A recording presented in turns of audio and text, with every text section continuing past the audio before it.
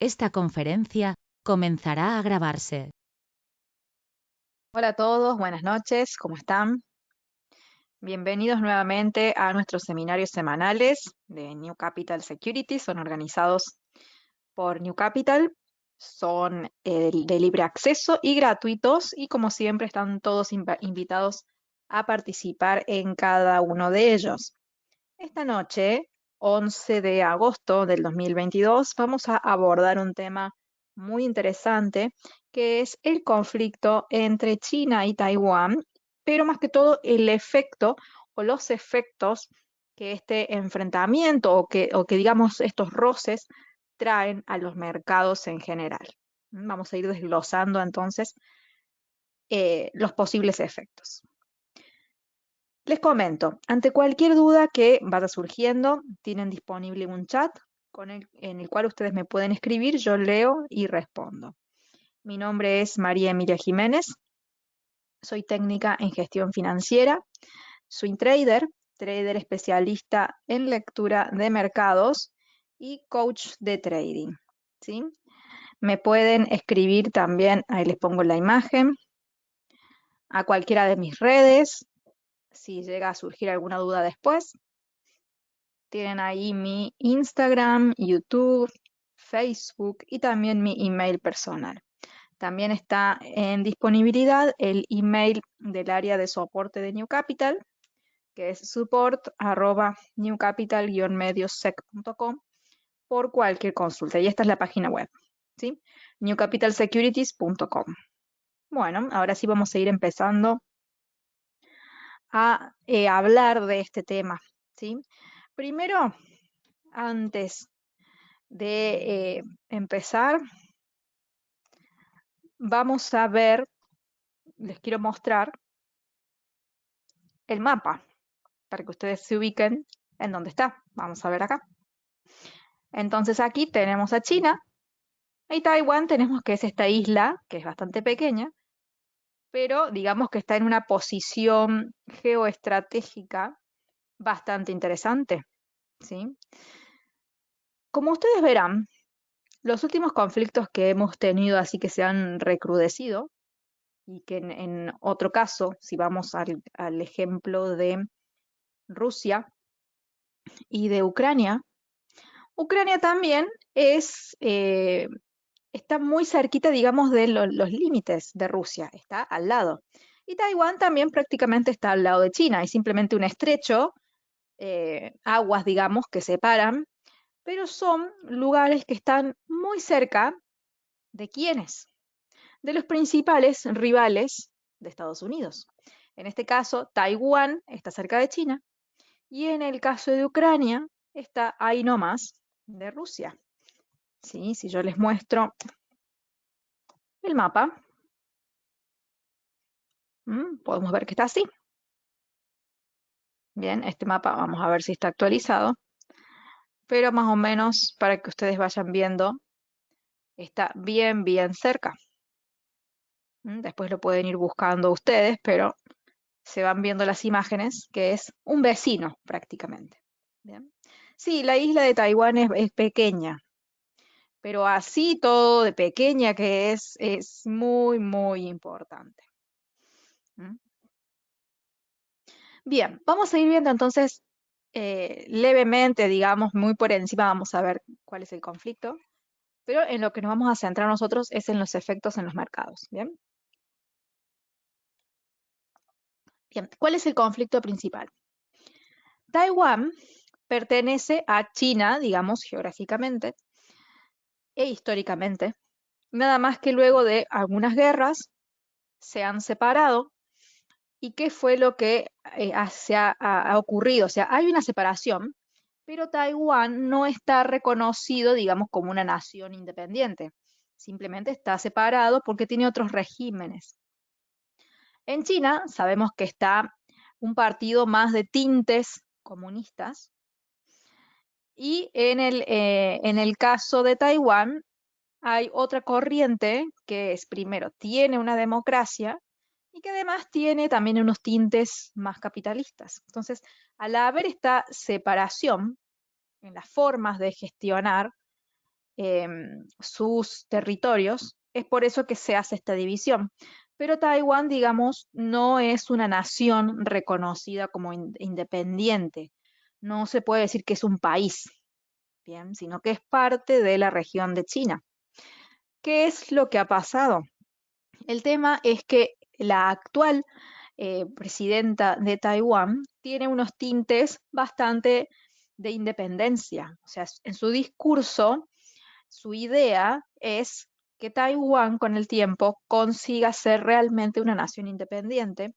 Y hay unos pocos países en el mundo que reconocen a Taiwán como nación, mientras que la gran mayoría no lo hacen. Y son países muy pequeños los que le dan, digamos, esta categoría. El problema comenzó, o sea, ya viene de hace muchos años, ¿sí? Pero el tema, lo último que lo desató, digamos, es esta visita que generó Nancy Pelosi, que es la presidenta de la Cámara de Representantes, es decir, la presidenta del Congreso de Estados Unidos, en el territorio. ¿Y qué es lo que molesta? ¿Mm? Y de paso yo les voy a ir mostrando que aquí en mi Facebook, que se llama Emilia Jiménez Trading, he subido dos noticias. Esta de ámbito.com que dice China admite la posibilidad de retomar Taiwán por la fuerza, pero como última opción. Y esta otra, que es de Infobae, que dice China mantiene el bloqueo contra Taiwán y ordenó patrullajes de combate alrededor de la isla. Vamos a estar trabajando estas dos noticias. ¿Por qué? Porque tienen mucha explicación del contexto. Así que después se los dejo a ustedes para que cuando estén más tranquilos y con tiempo puedan leer las noticias completas porque son un poquito largas. Bien, tienen bastante descripción. Bueno, entonces volvemos a que todo comienza, entonces, estas nuevas escaladas de tensiones con la visita de Nancy Pelosi.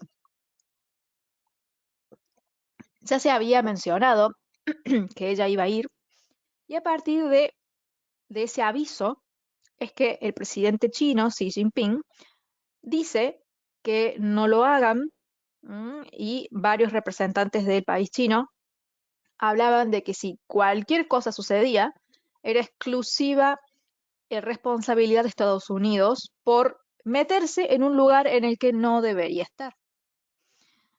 ¿A qué nos referimos con esto? ¿Cuál es el problema?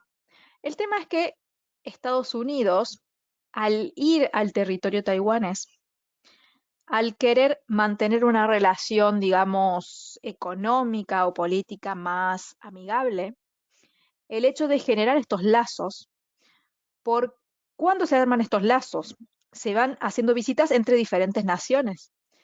El hecho de Estados Unidos ir a Taiwán a tener conversaciones en las cuales no esté incluida China, es una forma de demostrar que Taiwán es independiente sin que lo sea.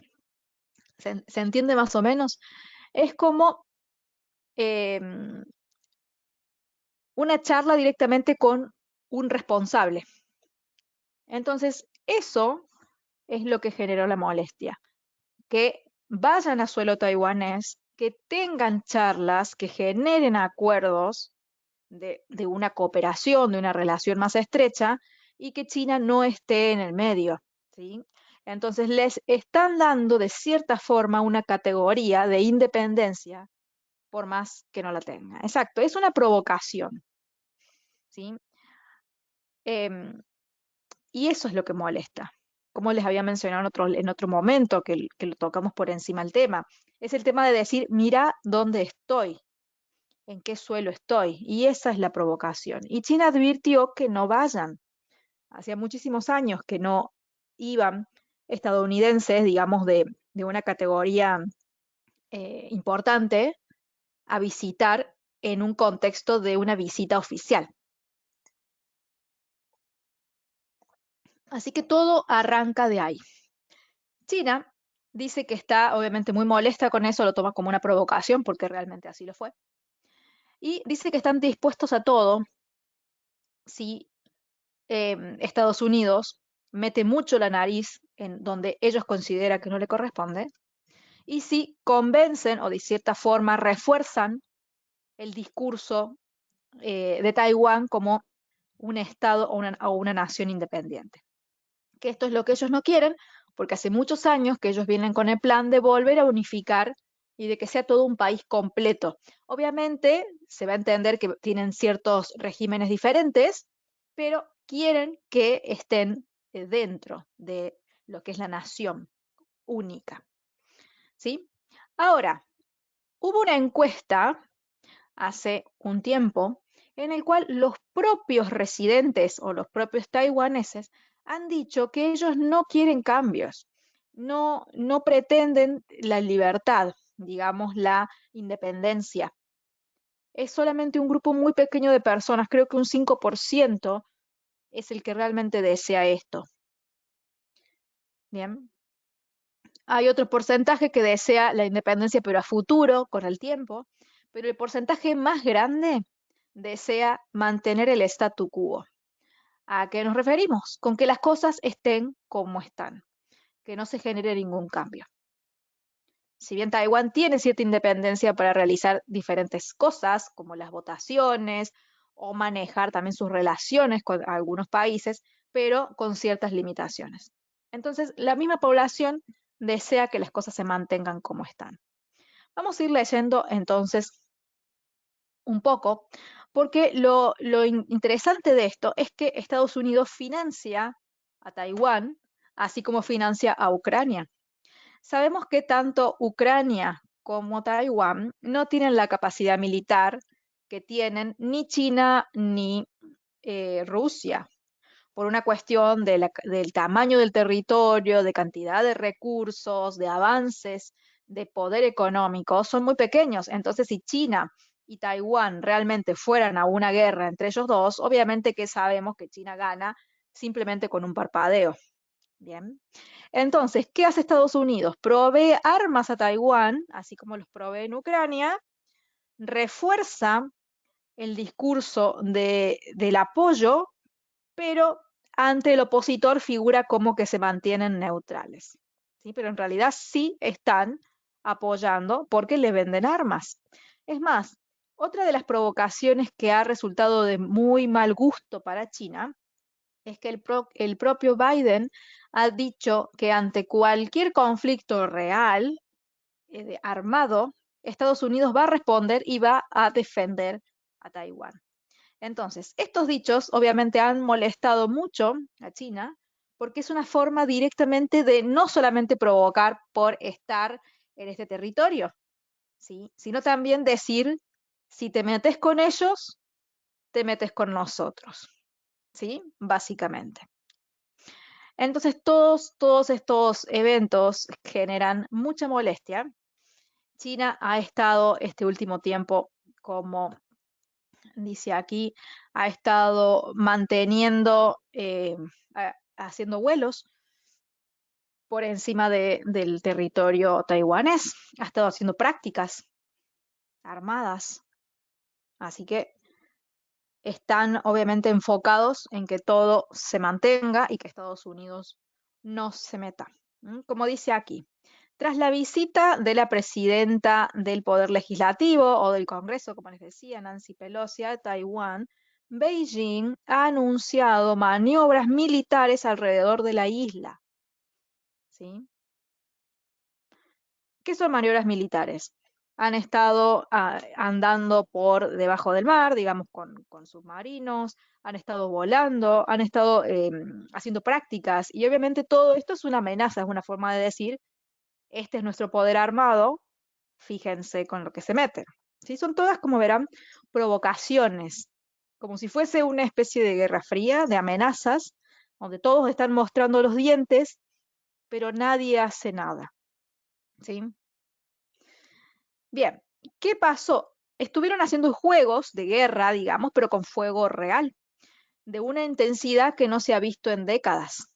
Y como les mencionaba, incluyeron lanzamientos de misiles de largo alcance, bloqueo del espacio aéreo y marítimo en 6 zonas situadas frente a las costas de Taiwán. Todos estos ejercicios, obviamente, son una forma de decir, aquí estamos presentes y no vamos a dejar que Taiwán alce su voz. Bien. Entonces, ¿qué quieren hacer? Esto es una poderosa disuasión para las fuerzas separatistas de Taiwán, que son las que desean la independencia, y las injerencias extranjeras, refiriéndose particularmente a Estados Unidos. Así que tienen esto para leerlo, porque es muy interesante, sumado a que ya China ha impuesto sanciones contra Pelosi y contra sus familiares. ¿Sí? Ya se lo ha tomado personal, está directamente, obviamente, yendo en contra de Pelosi y de sus familiares. Ha elevado también represalias a otro nivel porque ha frenado, ha suspendido todos los mecanismos de cooperación con Estados Unidos. ¿En qué materia? En materia judicial, todo lo que es el cambio climático, la repatriación de inmigrantes ilegales, la asistencia judicial penal o lucha contra delitos transnacionales. O sea que todas estas cooperaciones que mantenían Estados Unidos y China se han visto suspendidas porque Estados Unidos no respetó, digamos de cierta forma, las alertas que hizo China con que no fueran a ese viaje. Y ese viaje fue hecho de la misma forma. Entonces, están respondiendo, digamos, a lo que ellos toman como no respetar los límites que ellos pusieron, ¿sí? Acá no estamos diciendo que uno actuó bien ni que el otro actuó mal, estamos describiendo simplemente lo que ha ocurrido, ¿sí? Nada más. Bien, hasta acá, ¿se entiende? Este es el contexto para que entiendan por qué es que China está tan molesto, porque uno al principio dice, bueno, ¿qué ha pasado? Es simplemente una persona que ha aterrizado en un suelo extranjero de paseo o para establecer reuniones, pero no ha hecho nada, simplemente está ahí. ¿Por qué se molestan? Entonces, todo este es el contexto de por qué se genera la molestia, ¿sí? Y por último, dice China que admite la posibilidad de directamente frenar estas fuerzas separatistas por la fuerza si es necesario. Obviamente lo van a tomar como última opción, pero están dispuestos a abrir fuego porque consideran a Taiwán que es de su propio territorio, ¿m? Como dice aquí. Bueno, y acá esta es bastante más larguita para que ustedes la vean, donde describe varias cosas interesantes. ¿M? Pero obviamente Estados Unidos tiene apoyo a Taiwán y no lo tiene porque sí. Ustedes se habrán dado cuenta que Estados Unidos presta apoyo a aquellos países que están rebelados contra una gran potencia, como contra China o contra Rusia, y que estos países son pequeños, pero son estratégicos. Entonces aquí entra todo un conflicto, digamos, geopolítico. ¿Y con qué nos referimos a algo que es geopolítico? Donde hay intereses políticos, pero que tienen que ver mucho con la localización geográfica. Entonces se meten también intereses económicos. Hay países que tienen una ubicación estratégica, ¿sí? Y que los hace mucho más interesantes que otro país que a lo mejor está en el medio de la nada o que no tiene ningún recurso interesante y a nadie le importa ese país. Desde ese punto de vista, ¿sí? Entonces, ¿qué pasa con Taiwán? Primero, que tiene el acceso directo a todo el mar de la región asiática. Es como una isla, como una parada obligatoria. Bien. Es una forma muy fácil de acceder al territorio chino desde el punto de vista de la localización, digamos, en la que está. Pero aparte, económicamente también es un país de mucho interés, porque aquí, aunque uno ve que es un país tan pequeño, es un país que tiene casi, vamos a decir, entre el 60 y 65% de la producción de todos los semiconductores y chips del mundo. ¿M? O sea que estamos hablando de una economía pequeña pero muy potente. ¿M? Los semiconductores, los chips, se utilizan para la fabricación de un montón de productos.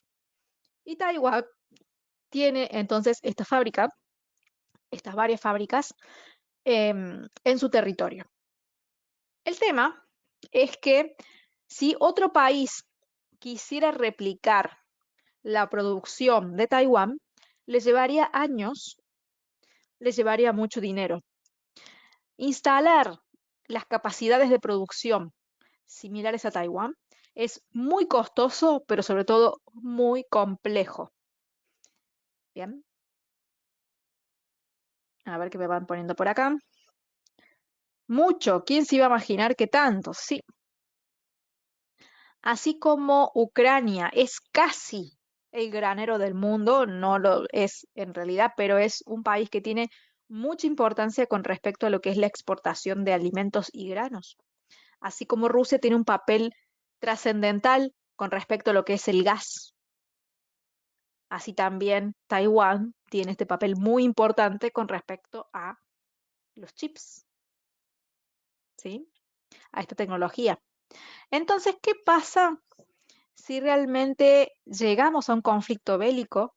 Obviamente, si China ataca a Estados Unidos, sabemos que si China ataca a Taiwán, sabemos que Estados Unidos va a estar presente porque lo han dicho, y no nos extrañaría que lo haga. Entonces, obviamente, este conflicto terminarían absolutamente todos con costos mucho más grandes que si dejan todo como está. ¿Sí? Por eso es esta necesidad de status quo que tenemos en un mundo tan globalizado como el que tenemos hoy. Cuando el mundo está globalizado en cuestiones económicas, se genera una dependencia muy grande entre diferentes países para lo que es el desarrollo de su economía. Si China ataca a Taiwán, obviamente la destruiría con un soplido. Entonces, ¿tiene sentido destruir a la economía que provee el 64% casi del suministro de chips en el mundo? Y no, no tiene, porque hasta la misma China se vería perjudicado, ¿sí? Imagínense lo que serían las bolsas, pero sobre todo las acciones tecnológicas. ¿Sí? Y no solamente la tecnología, los chips se generan para automóviles, para todos los artefactos del hogar, para artefactos tecnológicos, teléfonos, computadoras, o sea, es enorme la cantidad de chips que se usan en el mundo. Y quizá hay hasta productos que desconocemos que tienen microchips y lo tienen, ¿sí? Entonces, todo esto si realmente se genera, sería totalmente malo para el mundo. Entonces, a nadie le conviene que Taiwán eh, se enfrente a esta situación, ¿sí? Pero todos a la vez quieren tener control de Taiwán. Estados Unidos, al apoyar financieramente, al proveer armas, tiene una relación, digamos, privilegiada. Entonces, ante cualquier acuerdo que quieran hacer, ¿a quién van a preferir? A Estados Unidos. Si hay muchos países que necesitan microchips y Estados Unidos es uno de ellos, ¿quién va a tener prioridad? Estados Unidos, porque los apoya en una necesidad que ellos como población vienen teniendo históricamente, los apoya financieramente y además, como Taiwán hace años que viene viviendo una permanente amenaza de que China en cualquier momento los va a invadir, saben que tienen a alguien que los defendería, porque solos no pueden. Entonces, eso es el mecanismo con el que Estados Unidos se ha estado manejando este último tiempo y de esa forma ha logrado mantener su hegemonía. Colabora con aquellos puntos estratégicos y de esa forma mantiene, digamos, en jaque a las potencias que, digamos, serían su amenaza. Entonces, no es casualidad que en un contexto como el que estamos viviendo, en el que Estados Unidos está con una economía muy débil, que se estén dando también estos conflictos y que de cierta forma Estados Unidos siga teniendo presencia, siga vendiendo armas, porque es un negocio para ellos, tanto a Taiwán como a Ucrania, y las otras dos potencias que serían amenazas se mantengan ocupadas en otra cosa, con gastos, con pérdida de ciudadanos si es que hay conflictos, con problemas económicos, porque las guerras generan problemas económicos. Entonces todo es, digamos, como que tiene un porqué, tiene una estrategia. Ningún país de los que estamos mencionando, ni Estados Unidos, ni Rusia, ni China, van a moverse sin pensarlo muy bien. Es todo estrategia esto, ¿sí? Y de eso se encarga lo que es la geopolítica, ¿sí? Ah, ¿qué dice Jaime? Sí, a mí me parece extraño este conflicto que ha originado Estados Unidos. Ha sido intencional la visita de Pelosi a Taiwán, quizás por el tema de las armas, pero a pesar de eso, las bolsas no han caído más. ¿Crees que ya viene recuperación en las bolsas? El tema, Jaime, bueno, y a todos los presentes, es que tenemos muchos eventos puntuales en este momento en el mundo. Y se los voy a escribir para que los los anoten o los memoricen y los tengan en cuenta. El tema que más está preocupando ahora es la inflación y por lo tanto el aumento de las tasas en el mundo, pero principalmente los de la Reserva Federal porque afectan el valor del dólar. Y todo lo que afecta el valor del dólar afecta a toda la economía. ¿Mm? ¿Cuál es el otro tema que está molestando, digamos, al mercado? El otro tema es todo lo que tenga que ver con las cadenas de suministro. Estas interrupciones que se han generado en las cadenas de suministro vienen de dos fuentes. Por un lado, tenemos la pandemia, que generó todos esos cierres en los comercios, en la actividad, digamos, comercial, fabril, ¿sí? Que todavía no se logra recuperar. Y también las cadenas de suministro se han visto interrumpidas por el enfrentamiento entonces entre Rusia y Ucrania. También tenemos como otro factor todo el tema energético. Y esto está desatado, obviamente, principalmente por Rusia-Ucrania.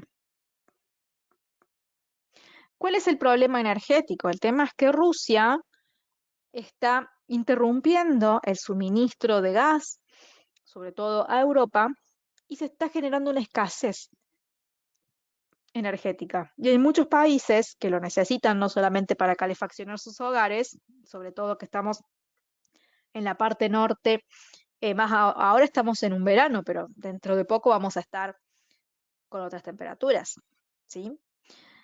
Todo esto genera problemas a nivel económico, no solamente el hogar para calefaccionar. Se necesita también para la fabricación de muchos otros productos, ¿sí? Ah, justo aquí Alexandra decía el tema de la energía, ¿sí? Tenemos entonces la inflación, las tasas de interés con aumento, las cadenas de suministros por los efectos, digamos, de la pandemia, que ya son efectos más residuales, digamos, pero todavía la cadena de suministro no se logra reacomodar. Le sumamos el tema de Rusia y Ucrania, el tema energético, por el mismo motivo. Y ahora le vamos a sumar entonces todo el problema de China con Taiwán, ¿sí? ¿Alguien tiene alguna consulta hasta aquí? Aquí dice Alexandra que leía que hoy en Reino Unido estaban pensando en realizar apagones durante el invierno. Sí, en Alemania también ya les están diciendo que tienen que ir regulando el consumo para que realmente pueda alcanzar para todos o se pueda aprovechar de una forma más eficiente lo que tengan. ¿Sí? Entonces, todo esto está generando molestias en el mercado y en las bolsas. Pero el tema que más está importando ahora es lo de la inflación y de las tasas de interés. Porque el conflicto entre China y Taiwán quedó ahí y no ha avanzado. En el sentido de que lo que ha sucedido es, obviamente, la provocación, que no es casualidad para mí tampoco que haya ido justo ahora. Están moviendo sus cartas y es obvio que lo van a hacer. Así funciona esto. Están moviendo sus cartas, entonces han ido, digamos, a generar entonces esta provocación, porque obviamente lo necesitan, ¿sí? Y eh, más allá entonces, digamos, ha sucedido esto, China está haciendo prácticas, hay amenazas, pero no pasa nada. ¿M? Ahora, si llega realmente a abrirse un conflicto, ahí ya sí las bolsas van a posar, digamos, su visión sobre esto. Pero ya tenemos un antecedente. Tenemos el antecedente de Rusia y Ucrania, que si ustedes hacen un paralelismo es más o menos lo mismo. Es una nación que está cerca del territorio, que es considerada históricamente parte del territorio del país, digamos, más grande, del país más fuerte, que se ha independizado, que Estados Unidos le presta soporte, le vende armas, le da soporte económico y soporte, digamos, ante un conflicto bélico, y que Rusia o China no quieren que Estados Unidos se meta. Es el mismo problema, básicamente, ¿sí? Entonces ya China tiene de ejemplo a cómo se ha manejado Rusia y Ucrania. Entonces ya tiene el ejemplo y ya sabe cómo podría manejarse y, digamos, le ha dado para meditar si realmente tiene sentido hacer todo esto. Porque evidentemente la economía rusa está sufriendo, no es que simplemente porque tenga más poder que Ucrania va a vencer y listo. ¿Mm? Todas las sanciones que genera Rusia de no vender su gas genera también un conflicto económico para ellos, porque no están vendiendo la cantidad que vendían siempre. La cantidad de empresas que han cerrado sus filiales en Rusia son personas que no tienen trabajo ahora. La inflación que está manejando Rusia es más del 15%. ¿Sí? O sea que no es que porque atacamos ya está todo bien.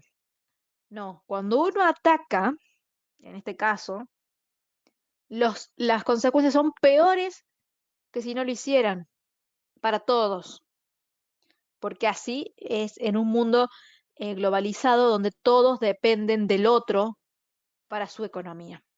¿Mm? Estados Unidos, para que sus empresas puedan fabricar y vender, necesitan los chips de Taiwán y todo el mundo también. Toda la parte de Europa principalmente para poder llevar adelante sus producciones y la calefacción de los hogares necesitan el gas de Rusia. Muchos países que se habla de la posible hambruna necesitan los cereales que se exportan de Ucrania, que más allá de todo ya se ha podido ir reacomodando de a poco eso. Pero es así. Hay países que tienen mucha importancia, cumplen un rol muy importante dentro, digamos, del comercio y del dinamismo en el mundo, que cuando esos países tienen algún problema, el X problema que sea, el resto del mundo también se afecta. Porque ellos son proveedores de algo o compradores de algo. ¿Y por qué digo compradores o proveedores? Porque todo en el mundo, digamos en el comercio, funciona por la oferta y la demanda. El proveedor es el que genera la oferta y el que compra es el que genera la demanda. Si yo no tengo quien me venda, entonces el país comprador va a tener problemas porque no tiene a quién comprarle. ¿Sí? Y si el oferente o el vendedor no tiene clientes, se queda con toda su producción y la tiene que o usar o tirar porque no le sirve si no tiene compradores. O sea, el mercado no puede funcionar si la oferta se ve resentida o si la demanda se ve resentida. Cualquiera de las dos que incurra en un problema ya sea porque el país es comprador o vendedor, se genera un problema en la economía, porque todos para comprar necesitamos a alguien que nos venda. Más cuando lo que estamos comprando nos sirve para producir otros artículos que se generan en nuestro propio territorio y que esos artículos luego los vendemos a otros clientes. Es como que nos estamos quedando sin nuestro proveedor de materias primas o de servicios para realizar nuestra actividad laboral en ese territorio en particular. ¿Sí? Así que de eso se trata básicamente lo que es la globalización y considero que el efecto económico, en el caso de que realmente se llegue a un conflicto bélico, sería bastante más fuerte que el de Rusia, porque los semiconductores ya es algo que, eh, digamos, Rusia le provee gas más que todo a Europa, pero no le provee gas a otros países que están mucho más lejos. Tienen otras personas a quien comprarles, ¿sí? Más cerca, más barato. Pero en el caso de los semiconductores se exportan a todo el mundo casi, porque estamos hablando de más del 60% de la producción. Entonces ya las consecuencias son más grandes. ¿Mm? Y sumado a que estaría atacando muy de cerca a lo que es el mercado tecnológico. Y sabemos que el mercado tecnológico es enorme y que tiene una relevancia importantísima en el mercado, ¿sí? O sea que a nivel efecto en las bolsas sería mucho más complicado. Esperemos que no se llegue a eso, sería lo ideal, porque en un mercado como en el que estamos, con tantos problemas que hemos atravesado, tantas negativas, otra más y de semejante calibre, obviamente sería para continuar con caídas. ¿Mm? ¿Por qué no cae el mercado ahora? Porque el mercado está pendiente de otras cosas, principalmente, y además porque esto no ha ido más allá de amenazas, ¿sí? Una cosa es amenazar, amenazar, amenazar, y otra cosa es ya pasar a tomar acción, que es bastante difícil que lo hagan. No digo que sea imposible ni improbable, ¿sí? Es un poquito más difícil porque ya están teniendo el ejemplo de Rusia y Ucrania, están viendo cómo todos se están perjudicando.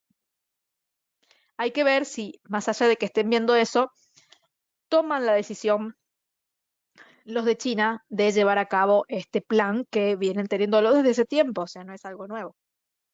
Entonces hay que ver eso.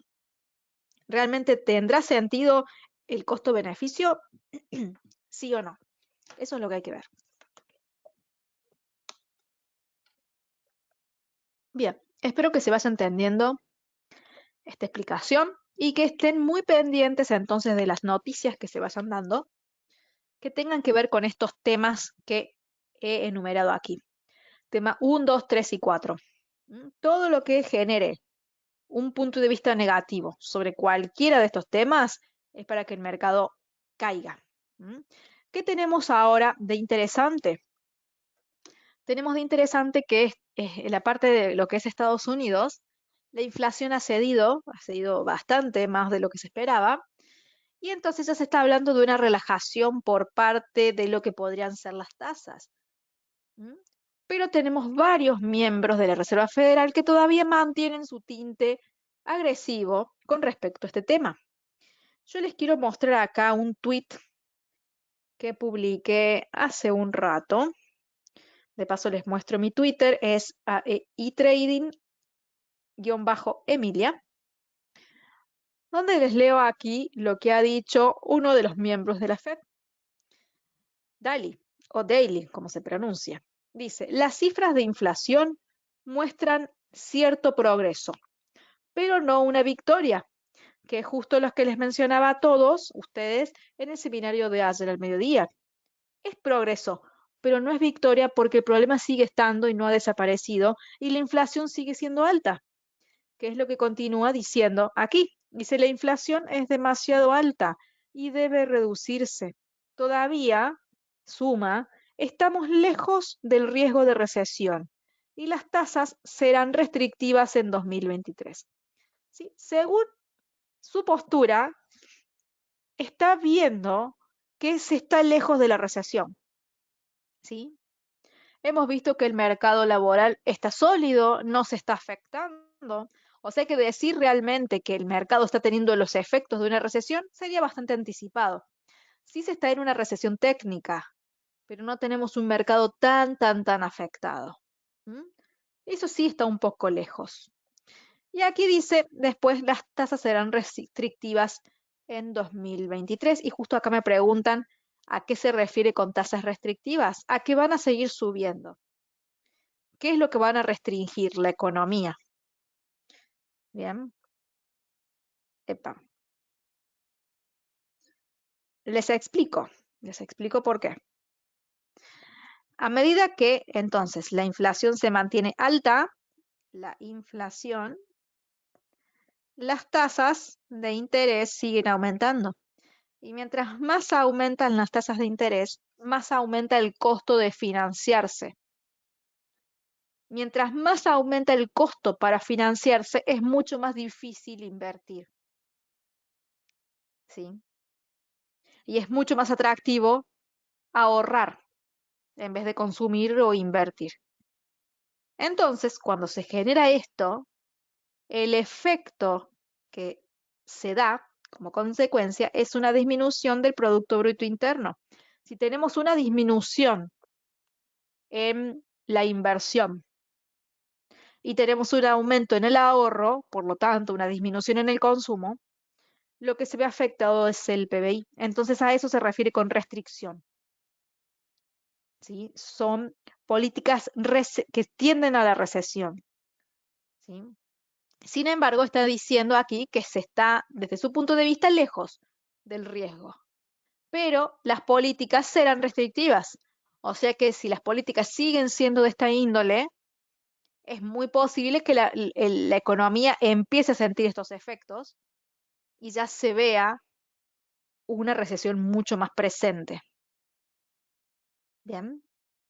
Entonces aquí ya tenemos estos dichos que más allá de que sabemos que la inflación ha cedido en estos últimos resultados que se han dado, el problema está lejos de terminar y los riesgos siguen estando, pero los mercados han subido porque esta última noticia les ha generado un alivio. ¿Por qué? Porque están esperando que se publiquen las nuevas tasas de interés el día 21 de septiembre y ya teniendo un antecedente de que la inflación de este que se publicó este mes esté un poco más tranquila y da como una tranquilidad. Hay que ver cómo da la de septiembre. Si sigue bajando, entonces más alivio y más positividad del mercado. Porque mientras la inflación ceda, las tasas pueden ser menos restrictivas. Y si las tasas son menos restrictivas, cada vez va a ser menor el riesgo de recesión. Y Wall Street va a celebrar eso, por supuesto. Sí, vamos a ver los barómetros de la Fed que me están pidiendo por acá. Voy a cerrar estas noticias de China y Taiwán porque les voy a dejar a ustedes que las lean tranquilos en su casa. Yo aquí ya más o menos le hice una explicación sencilla, pero para que lean un poquito más a detalle. ¿Mm? Acá vemos que faltan 5 semanas, 5 días, y tenemos que el barómetro de tipos de la Fed apunta a que el casi 70%, 69%, ve la tasa en 2,75. ¿En cuánto está ahora la tasa? En 2,50. Es decir, que están viendo que la próxima subida sería del 0,25. Hemos estado con subidas del 0,75 y pasar a subidas del 0,25 es un poco más aliviado, da un poco de alivio. La realidad es que la tasa sigue subiendo, pero no tanto. Y si la inflación sigue cediendo, quizá en las próximas decisiones la tasa no suba, directamente se mantenga igual. ¿Sí? Entonces, todos esos indicadores están mostrando que lo que ellos han venido haciendo con el aumento de la tasa está generando el efecto deseado que ellos esperaban. ¿Cuál era lo que ¿Qué era lo que esperaban? Que la inflación retroceda. Esperemos a ver cómo sale la inflación en septiembre y ver si realmente esto está ya dando sus frutos o no. ¿Mm? ¿Sí? Acá dicen, súper poquito, hoy decían que la subirían 50 puntos. Todavía es muy temprano, obviamente, esto va a ser a finales, la última semana de septiembre, falta tiempo, ¿sí? Es muy temprano ya para sacar conclusiones. Es bueno, sí, ver este barómetro porque nos está indicando el sentimiento de de los inversionistas y economistas que son encuestados, y hay que hacerle seguimiento, porque si realmente cambia la situación de la inflación, si vuelve a subir, los barómetros van a cambiar. Y si sigue cayendo, también van a cambiar.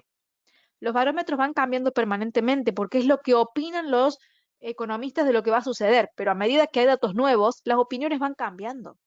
No es lo mismo un barómetro si la inflación de 9.1 hubiese pasado a 10 de que haya pasado al número que está ahora. No es lo mismo, ¿sí? El dólar seguirá al alza mientras las tasas sigan siendo fuertes. Mientras sigan creciendo, el dólar tiene todavía fuerza para subir. Bien. A medida que el dólar tiene la tasa más alta, es más atractivo para los inversionistas, porque les da un retorno más alto. Si lo cambian, digamos, por una moneda que tenga una tasa de interés baja, que eso es lo que se llama carry trading o carry trade. Creo que tengo un video aquí en mi Instagram y también en mi YouTube. A ver, lo voy a buscar. Em, por aquí debe estar. Si no. No, no era un video, era una publicación. Me parece que debe estar. Acá está. ¿Qué es el carry trade? Es una estrategia utilizada en el mercado de compraventa de divisas por la que un inversor vende una cierta divisa con una tasa de interés relativamente baja y compra otra diferente, o sea, otra moneda con una tasa de interés más alta. ¿Por qué? Porque se endeuda o gasta en una tasa barata y compra algo más caro. Es decir, compra barato y vende caro, es lo mismo. ¿Mm? O accede a la divisa más cara con una más barata. Entonces, ¿qué es lo que compara una tasa contra la otra? Entonces, si nos vamos a las tasas de interés, es mucho más atractivo con yuanes, por ejemplo, comprar dólares, ¿sí? Y aquellos que hacen operaciones en largo en el dólar yen van a favor de la moneda que tiene tasa de interés más alta, porque con el tiempo les va a rendir más allá de que el par suba o baje. Podría mantenerse igual, pero al cabo de un tiempo van ganando dinero por el diferencial de tasas. Entonces, esto es lo que genera en el carry trading que las divisas con tasa de interés alta sean atractivas, por eso suben, porque hay un negocio detrás de las tasas de interés, del intercambio entre tasas. ¿Sí? La tasa no es pequeñita, que suba 25 puntos es una tasa de 2,75. La subida es pequeña, pero sigue siendo una tasa alta. Y sigue siendo más alta que la del euro. Entonces el euro dólar va a seguir con un movimiento hacia la baja, porque el euro no está tan atractivo como el dólar con su tasa, salvo que el euro la continúe subiendo y logren estar bastante iguales o cercanas. ¿Sí? Por ejemplo, el par neozelandés-canadiense, que tienen la misma tasa, o dólar canadiense, que también tienen la misma tasa, es lo mismo. Entonces no hay operaciones de carry trade entre esas tasas, entre esas divisas, porque no generan la ganancia esperada. La tasa más alta es la que genera la tendencia dominante. La probabilidad es que el dólar siga subiendo, así es, exactamente. Así es. ¿Ha bajado ahora? Sí, sí ha bajado, pero ya hemos hablado de eso. Las tendencias alcistas tienen retrocesos. Siempre los van a tener. O sea que por más que la tendencia sea alcista, siempre va a caer. Por algo, por una cosa o por otra. Pero sí o sí cae en algún momento. Ahora, todo es por expectativas. Si la inflación sigue cediendo, eso puede ser un indicativo que ya no es necesario subir la tasa. Al contrario, si empieza la inflación a ceder mucho, ya te puede estar diciendo que hasta es necesario bajarlas, no subirlas. Entonces, todo va a depender de cómo vayan saliendo los datos. Y de eso va a depender que el dólar tenga una tendencia alcista o no. ¿Sí? Son los fundamentos, recuerden, lo que marcan la tendencia. El fundamento te dice si en el largo plazo un activo va a subir o no. De momento, el fundamental nos dice que hay una sensación de que está todo más alivianado, pero el problema sigue. Sí hay algo de calma, pero el problema no se ha ido. Entonces la calma está reflejada en esto. Y que el problema no se haya ido significa que en cualquier momento podemos tener rebote alcista. Hasta que el problema se vaya o se diluya lo suficiente como para no generar un fundamento tan fuerte como para mantener a la divisa alta, fuerte. ¿Bien? ¿Se entiende entonces lo que he explicado?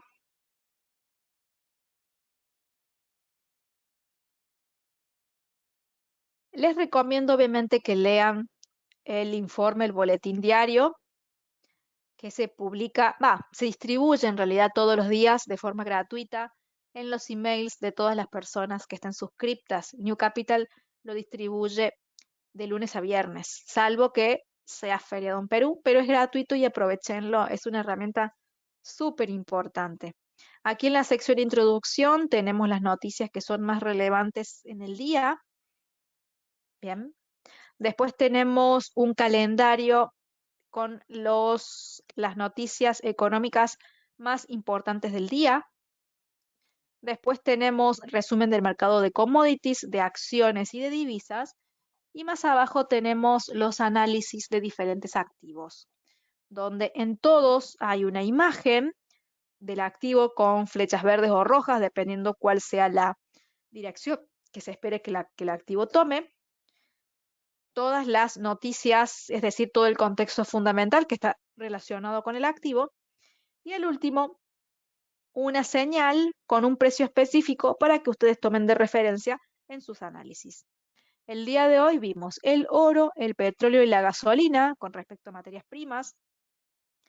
En la parte de acciones vimos Coinbase, Roblox, Wynn Resorts, GSK, Rivian y Walt Disney. Con respecto a las divisas y a veces también a las criptos, hoy vimos Ethereum, el dólar contra el real, el dólar contra el dólar de Singapur, el dólar contra el yuan, el dólar contra el rublo y el dólar contra la corona checa. ¿Sí? Bastante interesante. Por ejemplo, mañana sale el PBI de Reino Unido. Se ve en el calendario que va a caer mucho, entonces podemos pensar que la divisa también tendería a lo mismo. Vamos a ver el calendario. Y de paso vemos el resultado de hoy, de la parte del empleo. ¿Mm? Vean acá, nuevas peticiones por subsidios de desempleo. Han aumentado, significa que hay más personas que están pidiendo el subsidio por el desempleo. Ojo con esto. Igual la tasa de desempleo no está alta, ¿sí? O sea que dentro de todo eso está bien. Después, vamos a ver ahora sí el de mañana.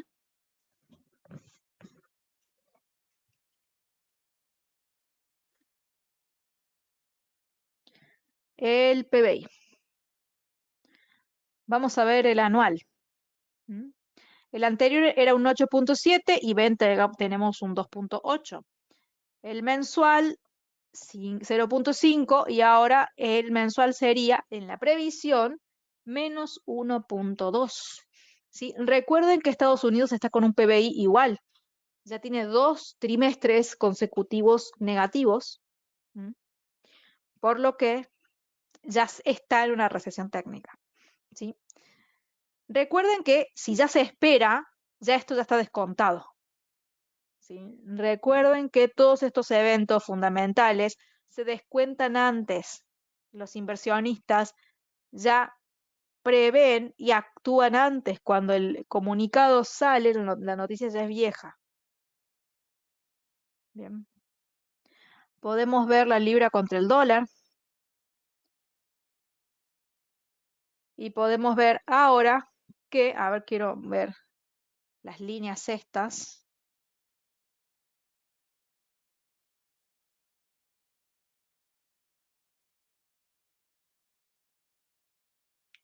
A ver, vamos a analizar esta inclinación.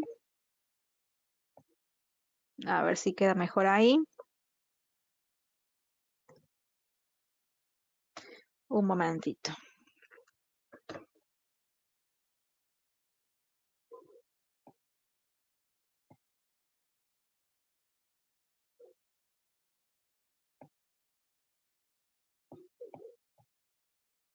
Ay, no sé por qué se me mueve.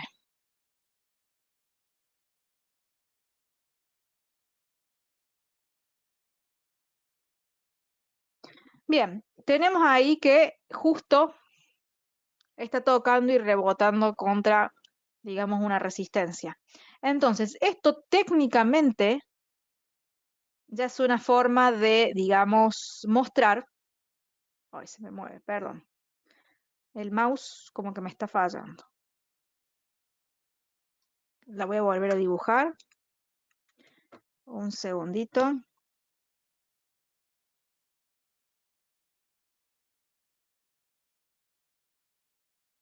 Ahí está mejor. Entonces, esto técnicamente ya nos está mostrando que este activo se está encontrando con una resistencia y que ya ha empezado a caer. ¿Esto qué significa? Fortaleza para el dólar, debilidad para la libra. ¿Mm? Entonces, si la caída realmente va a ser tomada o el mercado va a tomar una posición bajista para la libra ante un dato como este y alcista para el dólar, entonces la caída ya empezó, ya se dio acá. El primer rebote fue aquí y el segundo ya fue acá. ¿Mm? O sea que operar mañana ya es tarde. Como siempre les digo, operar en el momento en el que se publica el dato ya siempre es tarde. Salvo que se tome la estrategia específica, que es de una estrategia, digamos, de especulación, que se toman solo en este tipo de eventos fundamentales. Esa estrategia la tienen acá en mi canal de YouTube, Emilia Jiménez Trading, en la sección de videos, y es este video que se llama Especulación de eventos fundamentales. Dura 9 minutos el video y ahí pueden ver entonces cómo se operan ese tipo de eventos, es decir, estos de acá. Son de corto plazo. Claro, acá no, ni me la nombres, dicen. Claro, es que es la única forma, porque meterse en ese momento es para reaccionar así, ¿sí? Si no, hay que tomar posiciones antes. Cuando uno opera este tipo de cosas, digamos de la parte económica, se tiene que ya ver antes, porque el mercado descuenta. Siempre funciona así. ¿Ven? Pero sí es para estar atentos, porque evidentemente si esto es así de negativo, implica que la economía de Reino Unido ya está atravesando ciertos problemas, al igual que lo está atravesando ya Estados Unidos. ¿Sí? Así que queda estar pendientes de qué pasa mañana con este dato. Recuerden seguirme aquí en YouTube.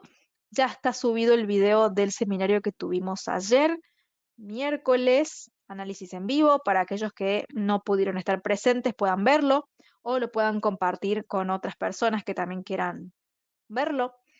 Recuerden entonces leer estas dos noticias en profundidad, a detalle, y cualquier duda se contactan conmigo a mis redes.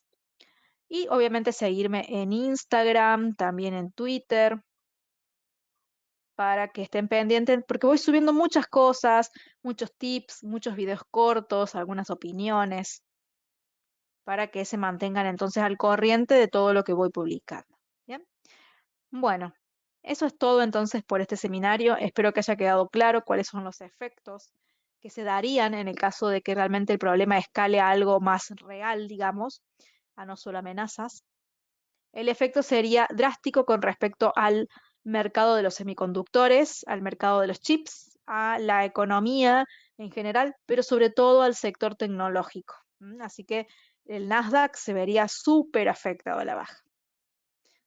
Eso es todo, les deseo un buen fin de semana y nos encontramos con seminarios la semana que viene. Muchas gracias por estar. Hasta luego.